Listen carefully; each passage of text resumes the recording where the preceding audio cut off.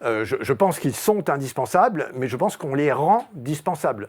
C'est-à-dire que le journalisme a toujours sa place dans le monde d'aujourd'hui, même plus que jamais, je dirais, mais on les rend dispensables. Aujourd'hui, on fait même des journaux sans journalistes, mais pas, c'est pas une métaphore. C'est-à-dire qu'on remplace des journalistes par des algorithmes. Des algorithmes vont chercher de l'information sur le web et le distribuent à des rédactions.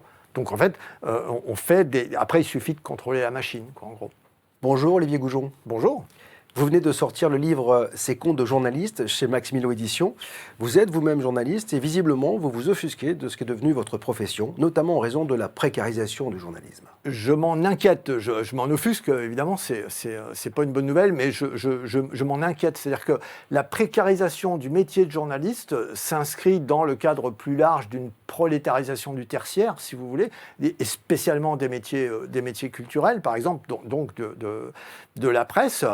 Mais on voit bien que quand ça touche le journalisme, ça prend une ampleur, c'est-à-dire que ça touche directement un enjeu, un pilier de la démocratie, quoi, un enjeu essentiel de notre vie démocratique. Alors, j'en donne plusieurs exemples dans le livre. J'ai travaillé, par exemple, sur la campagne présidentielle. Alors, mes exemples les plus frappants sont sur celle de 2017, mais il s'est passé la même chose en 2022.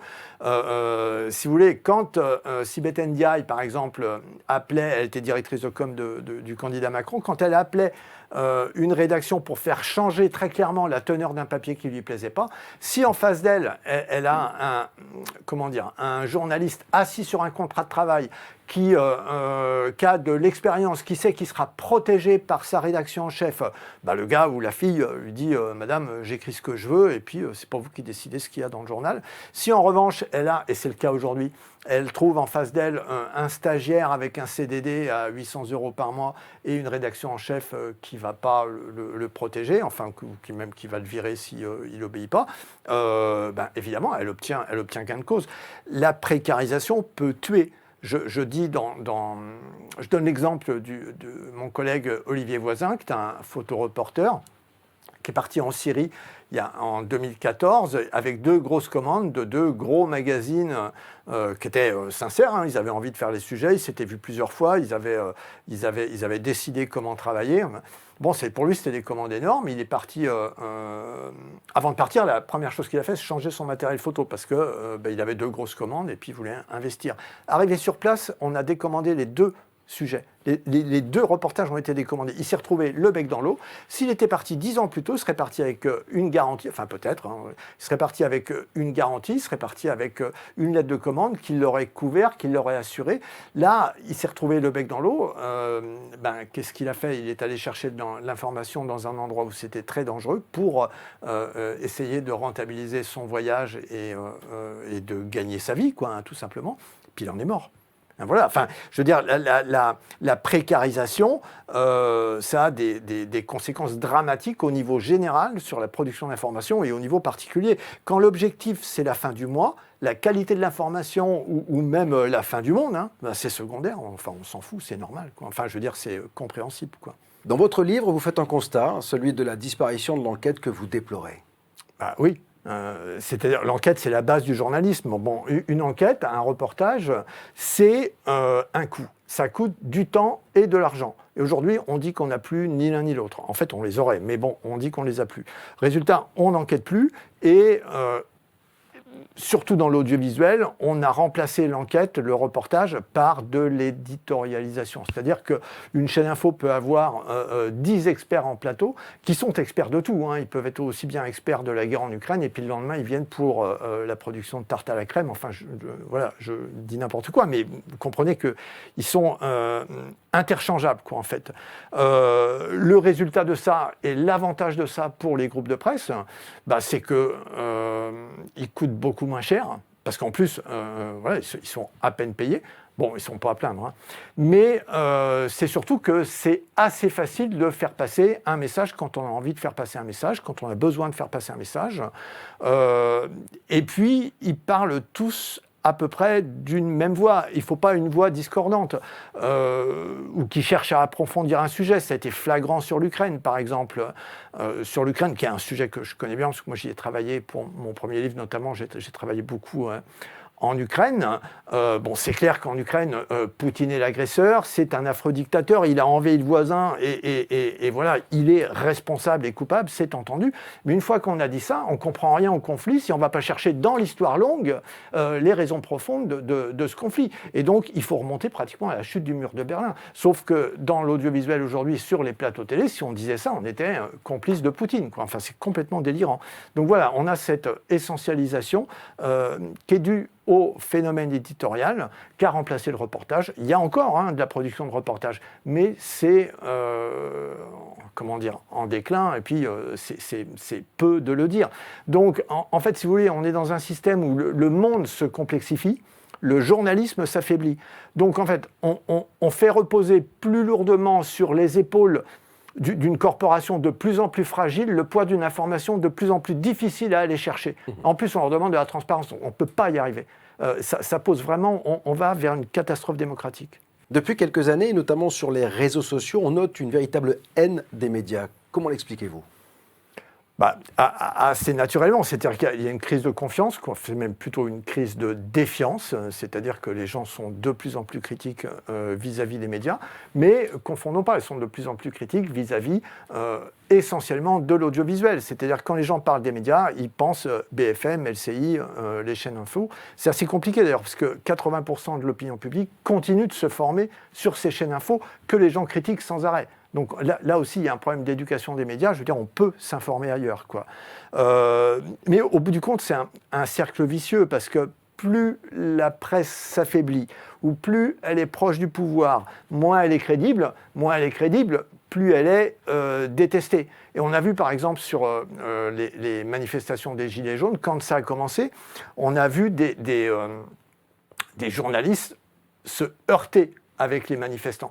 Ça n'a pas duré, c'est plutôt un signe encourageant, parce que très rapidement, les Gilets jaunes ont compris que les gars qui étaient en face, les filles qui étaient en face, qui faisaient du reportage sur les manifestations des Gilets jaunes, étaient largement aussi précaires qu'eux. Et donc, finalement, il y a eu une espèce de convergence, presque de convergence des luttes. C'est-à-dire qu'ils se sont parlé, puis ils se sont compris. Et d'un coup, on s'est aperçu que les violences contre les journalistes, il y en avait déjà eu très peu, et c'était au début, ont disparu. En revanche, des violences policières, on en parlera peut-être, ça, il y en a eu. Olivier Goujon, êtes-vous d'accord avec ceux qui disent qu'aujourd'hui, les journalistes sont à la solde des milliardaires qui détiennent la majorité des journaux et des médias ? De fait, c'est-à-dire qu'ils sont à la solde des milliardaires dans la mesure où 9 milliardaires en France possèdent 80% de... j'ai plus les chiffres exacts en tête, mais je les donne dans le livre, c'est 80% de la presse audiovisuelle et 56% de la presse générale, ou l'inverse. Bon, à vérifier, mais enfin, voilà, les 9 milliardaires possèdent la presse française. Donc, de fait, les journalistes sont stipendiés par ces milliardaires. Après, est-ce qu'ils sont asservis ? Toujours plus. Toujours plus. C'est-à-dire que ce qu'il faut bien comprendre, c'est qu'en 2022, un journal, même affaibli, même déprécié, même sans lecteur à la limite, et on le voit bien, il y a plein d'exemples, ça reste du pouvoir, de l'argent, du prestige. Donc ces gens-là, déjà, on pourrait se demander, si un journal, ça servait à rien, ou si c'était complètement déficitaire sans arrêt, pourquoi ils viendraient dans la presse ? Alors, ils viennent dans la presse parce qu'ils ont des agendas et des objectifs. Ils viennent parce qu'ils ont des objectifs de prestige. Ils viennent parce qu'ils ont des objectifs de communication. Ils ont un message à faire passer. On a bien vu ce qui s'est passé sur la campagne présidentielle d'Éric Zemmour avec CNews, par exemple, qui était orchestrée pratiquement.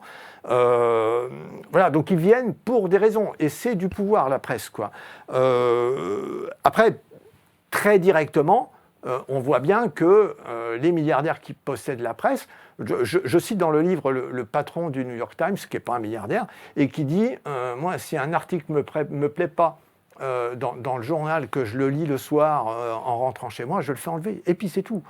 Donc c'était comme ça déjà dans le New York Times il y a 20 ans. Imaginez aujourd'hui, il y a des filtres. Alors la publicité en est un, mais aujourd'hui, l'idéologie qui peut être véhiculée ou pas par un actionnaire, évidemment que ça compte. Et comme en face, les journalistes sont de plus en plus précarisés, que les rédactions en chef ne constituent plus les sortes d'interfaces rugueuses qu'elles ont été pendant des années, c'est pratiquement des courroies de transmission dans de nombreux magazines et dans de nombreuses télévisions, voilà, c'est la porte ouverte.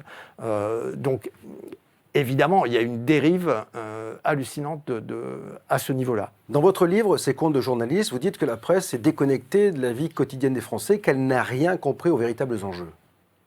Oui, c'est-à-dire, je dis ça en inscrivant le phénomène dans l'enjeu plus général de la reproduction sociale. J'ai dit un jour sur un plateau de télévision, pour illustrer mon propos de la reproduction sociale, nous sommes tous un mâle blanc de 45 ans dont les parents gagnaient plus de 4 000 euros. C'est une métaphore, une image. Et d'un coup, j'ai vu 4 mâles blancs de 45 ans se lever en face de moi pour dire « c'est pas vrai du tout, nous avons de la diversité dans les journaux ». C'est faux. C'est faux. Les journalistes proviennent du même moule social, majoritairement. Alors après, on essaye de vendre une image différente, parce qu'on voit bien que c'est là qu'est la tendance, et puis c'est ça qu'attend le public. Alors, très concrètement, on nous dit, regardez, j'ai des gens qui viennent des quartiers, on va recruter, et puis de façon brutale, pardon de le dire aussi brutalement, mais on dit j'ai des Noirs et des Arabes, regardez quoi. Alors qu'en fait, ça renvoie par exemple à ce qui s'est passé dans les années 2000 et dans les années 90 avec la féminisation de la profession. On nous a dit, regardez, la profession se féminise et c'est formidable, et puis c'est formidable évidemment, enfin je veux dire, il n'y a pas de sujet là-dessus, sauf que la féminisation, comme ailleurs, comme les femmes sont structurellement moins payées que les hommes, ça a été un corollaire de la précarisation. Et alors, c'est même pas la peine d'en parler avec ce qu'on appelle la diversité, où les gens des quartiers sont à peine représentés. Donc en fait, ça a des conséquences très directes, parce que c'est pas la même chose si j'écris par construction mentale, par conviction, ou parce que c'est simplement logique que 5 € d'APL en plus ou en moins, c'est injuste, surtout qu'en face on supprime l'ISF. Mais c'est pas la même chose si je le fais d'une position où je ne sais pas ce que représente 5 € à la fin du mois, ou si je le fais d'une position où je sais exactement que ça va faire un trou dans mon budget. C'est pas la même chose. Alors il y a plein d'exemples de ça, quoi. Bon, ce qu'il faut dire aussi, c'est que, pardon, mais quand on dit que la diversité est représentée, ou que les femmes sont représentées dans la presse, effectivement, 56% de la profession est féminine. En revanche, quand on arrive au poste de direction, c'est 27-28%, quelque chose comme ça, quoi. Donc, voilà, on voit bien que le problème est là. Il y a un exemple très frappant sur la crise Covid, par exemple, qui illustre la reproduction sociale. Toute la presse est passée à travers le phénomène de la misère, de la détresse qu'a touché les étudiants. Pas que les étudiants, mais les étudiants, ça a été massif. Il y a, je crois, 2 millions d'étudiants en France. On leur a dit, on va vous donner des repas Crous, des repas gratuits à 1 €. Donc déjà, c'est 1 €. Et puis en plus, en tout, on a dû donner l'équivalent de 6 ou 7 repas par étudiant et par an. Enfin, c'est une misère. Et donc, on voyait les files d'attente devant les soupes populaires. Des étudiants qui sont par ailleurs obligés de travailler, pour financer leurs études. Et là, on n'a pas vu énormément de sujets. On a vu énormément de sujets sur le fait que les étudiants étaient paupérisés, mais en face, on nous disait, regardez, on leur fait des repas à 1 €, donc tout va bien. Alors qu'en fait, il y a un vrai sujet de détresse collective, quoi. On le voit avec l'avènement d'émissions comme celle de Cyril Hanouna face à Baba ou Quotidien. L'info joue avec le divertissement. Les Américains appellent cela l'infotainment. Est-ce un danger pour la crédibilité, l'image de la presse et celle des journalistes ? Tout est relatif, mais évidemment, quand l'infotainment, l'infodivertissement occupe tout l'espace, prend la place de l'information, ce qu'il faut bien comprendre à la base, c'est que dans infodivertissement, le mot important, c'est pas info. C'est divertissement. Mais il faut être très clair. Donc, on fait de l'information de manière accessoire. Il faut que ce soit très compréhensible et même hyper accessible, donc très simple. Or, le monde n'est pas simple. Voilà, il faut que ce soit rapide et puis que ce soit en plus ludique. Donc voilà, donc on voit bien qu'on ne peut pas aborder de sujets complexes ou de sujets de fond. Et les problématiques essentielles de notre société sont complexes. Quand vous dites, je prends un exemple presque idéologique si vous voulez, mais quand vous dites si on a moins de migrants, on aura plus de place et de travail et d'argent pour les Français, en fait, il y a quelque chose qui parle directement aux gens qui font une équivalence, 1 égale 1, alors qu'en fait, ce n'est pas vrai du tout, c'est beaucoup plus complexe que ça, mais c'est compliqué à expliquer. Et donc voilà, l'infotainment ne passe pas de temps là-dessus, ça ne pesantit pas sur le problème, on ne va pas approfondir. Donc évidemment, c'est un problème. En Europe, c'est Berlusconi qui a initié ça, et puis c'était le roi du business pour ça. Olivier Goujon, dans le constat que vous faites, vous déplorez la violence des pouvoirs publics qui s'exercent de plus en plus directement contre les journalistes. Je déplore la violence, la brutalité des pouvoirs publics à travers divers canaux. Ça peut être les canaux de la loi, c'est-à-dire qu'on a vu des lois être votées pour fragiliser directement la loi sur le secret des sources ou des choses comme ça, qui faisait pratiquement que des policiers pouvaient aller réveiller des journalistes à 6 h du matin parce qu'ils avaient enquêté sur un milliardaire, justement, ou écrit un livre, ou voilà, le cas de Bolloré, pour ne pas le citer. Donc voilà, ça, c'est une forme de brutalité. L'autre forme de brutalité, on en a parlé tout à l'heure, c'est la précarisation économique. Et puis, il y a une brutalité qui s'exerce directement, là, on l'a vu pendant les mouvements sociaux, hein, aussi bien sur les retraites que sur les gilets jaunes, qui est la brutalité policière. Je me souviens d'un plateau au début de la crise des Gilets jaunes où on n'arrivait pas à dire qu'il y avait des violences policières contre les journalistes. Or, il y en avait. Et enfin, il y a eu des comptes. Hein. Par exemple, David Dufresne, mon collègue, a fait un compte très précis des violences qui s'exerçaient contre les journalistes et puis contre les autres. Et on a bien vu que la police s'en prenait directement aux journalistes. Et là, alors, ça n'a pas toujours été comme ça. Il y a eu des années où la presse organisée et plus puissante, disons, a pu mettre en place ce qu'on a appelé à l'époque un comité presse-police et qui a permis pendant des années de réguler la relation entre les deux. Mais aujourd'hui, quand on voit par exemple, alors que la profession est de plus en plus précarisée, on a fait mine pendant les mouvements sociaux de considérer que n'était journaliste que celui qui avait une carte de presse. C'est faux.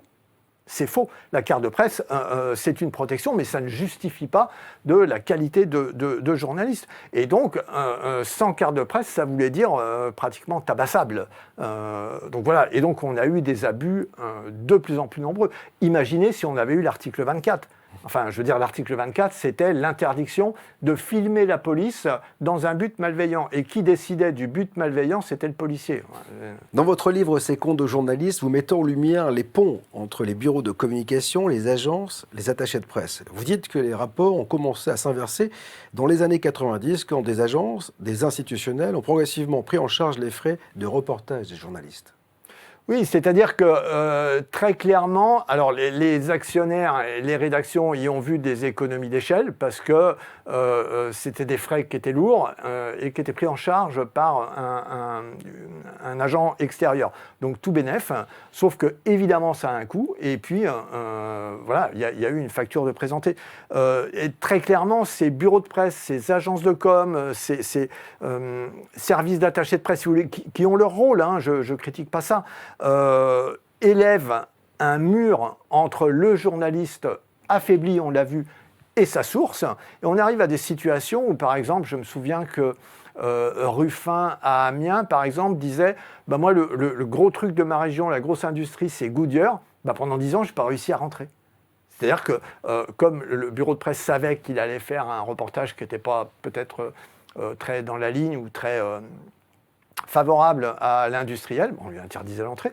Et c'est pareil, alors c'est dans l'industrie, mais c'est pareil pour les institutionnels. On a même vu que Emmanuel Macron avait décidé, enfin je ne sais pas si ça a été appliqué ou pas, mais outre le fait qu'on choisit les journalistes qui vont assister aux conférences de presse de la présidence ou même d'un ministère, hein, on avait décidé carrément d'externaliser les conférences de presse, les points presse de l'Élysée pour que ce ne soit pas à l'Élysée, mais ailleurs. Alors, en fait, ça crée une distance entre le journaliste et sa source, et évidemment, c'est préjudiciable. Dans un autre domaine, on a vu la multiplication des voyages de presse, par exemple, où les journalistes étaient carrément pris en charge du début à la fin, et ben, ça a un coût, c'est-à-dire que les agences attendent un retour sur investissement. Voilà. Autre point que vous pointez du doigt, c'est la course au buzz et donc aux fake news. Oui, c'est-à-dire, il y a une dialectique diabolique qui est urgence, suivisme. C'est plus important de dire une connerie si on la dit en même temps que tout le monde, c'est-à-dire si on ne rate pas le train, il faut la dire vite, plutôt que de vérifier l'information et de ne pas la dire ou de rectifier l'information et de paraître plus tard. En fait, c'est complètement déconnecté parce qu'en plus, on sait aujourd'hui, il y a des études statistiques là-dessus, on sait que le public n'est pas très sensible à ça. C'est-à-dire que les gens n'identifient plus le prescripteur. À part certains grands prescripteurs, Le Monde, Mediapart, mais en gros, quand l'info est partie, on ne sait plus d'où elle est partie. Donc ça n'a pas énormément d'importance. Or, il y a quand même cette course à l'urgence et ce suivisme. Alors, il y a des exemples flagrants, je ne sais pas, l'affaire Dupont de Ligonnès, par exemple, où en 5 minutes, on inonde les réseaux sociaux et les journaux et tout le monde. Et alors, on l'a retrouvé, et puis au bout de la journée, c'est pas lui. Alors, tout le monde fait une figure terrible, mais moi, je cite dans le livre l'exemple d'Oksana Shashko, qui était la fondatrice de Femen, qui s'est suicidée en 2018. Et puis, le premier communiqué de presse sur l'affaire a été fait sur sa mort, a été fait par, pas sa pire ennemie, mais enfin celle qui lui avait volé le mouvement, quoi. On va faire bref. Et évidemment, elle avait arrangé le truc à sa sauce. Bon, le temps qu'on appelle, que des collègues appellent des rédactions pour leur dire c'est pas du tout ça qui s'est passé, puis ce communiqué dit des choses qui sont pas vraies, il y avait déjà 300 apparitions. On rattrape pas un truc comme ça. Donc en fait, l'urgence... Bon, après, il y a en plus une espèce de surenchère pour hystériser le débat qui fait qu'une information, vraie ou fausse, il faut qu'elle fonctionne. Et puis c'est ça, c'est ça l'important. Il y a un intérêt financier à faire circuler de l'information, qu'elle soit vraie ou fausse. Olivier Goujon, pourquoi avoir écrit ce livre ? Pourquoi ? Alors, le déclencheur, techniquement, enfin, de manière anecdotique, quand je suis rentré de Syrie la dernière fois, en 2016, j'avais une relation de confiance qui se distendait un peu avec VSD, qui était le magazine pour lequel j'ai fait énormément de reportages. Je savais que j'aurais du mal à placer le sujet. J'avais un reportage qui était formidable sur l'affrontement sur la ligne de front entre les Kurdes et Daesh. J'avais vraiment un beau sujet et on m'en a proposé des queues de cerises, enfin voilà, même pendant des mois, j'ai pas dit ce qu'on m'avait proposé parce que j'en avais honte, carrément. Et j'ai accepté pour rentabiliser le voyage. Et puis, mais j'ai très bien vu que ça allait être difficile de travailler comme ça. Donc, comme j'avais quand même une carrière de 25 ans de photoreporter, enfin, j'ai vu le métier changer et je me suis dit que c'était le moment de le raconter. Merci. Merci à vous.